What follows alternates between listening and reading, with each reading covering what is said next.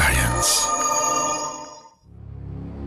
C'est un lac salé qui se meurt, une bombe à retardement écologique pour la Californie. La Salton Sea, le plus grand lac de cette région américaine, voit sa superficie changer en fonction de son alimentation en eau. Mais il doit aussi lutter contre la sécheresse que connaît la Californie depuis 4 ans. Les habitants qui vivent à côté souffrent de la poussière qui vient de son lit quand le niveau d'eau est trop bas. Une poussière dangereuse puisqu'elle favorise l'asthme et d'autres maladies respiratoires dans une région où la qualité de l'air est déjà en dessous des normes fédérales.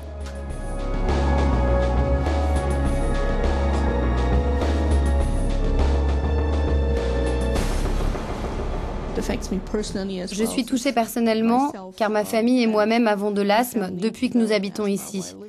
Je n'ai jamais eu de problème avant. Le lac est aussi appelé la mer accidentelle parce qu'il a été créé en 1905 lors d'une crue du Colorado, puis 2 ans d'inondations qui ont formé une sorte de mer intérieure. Certains jours, le lac dégage une odeur fétide, mais ce qui constitue le plus gros risque pour la santé, c'est bien cette poussière fine qui recouvre les plages. Une poussière blanche et fine recouvre le haut de la plage. C'est du sel qui devient effervescent sur le sol, particulièrement à cette période de l'année. Il est dispersé par un petit vent. Certains jours, on dirait une tempête de neige et on ne peut plus rien voir. Le lac a souffert d'une série de catastrophes depuis les tempêtes tropicales de la fin des années 70 qui ont détruit l'ancienne station balnéaire, transformée aujourd'hui en ville fantôme.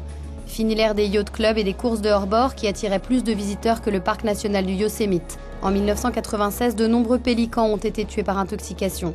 Les habitants espèrent attirer davantage l'attention sur ce lac pour améliorer la situation.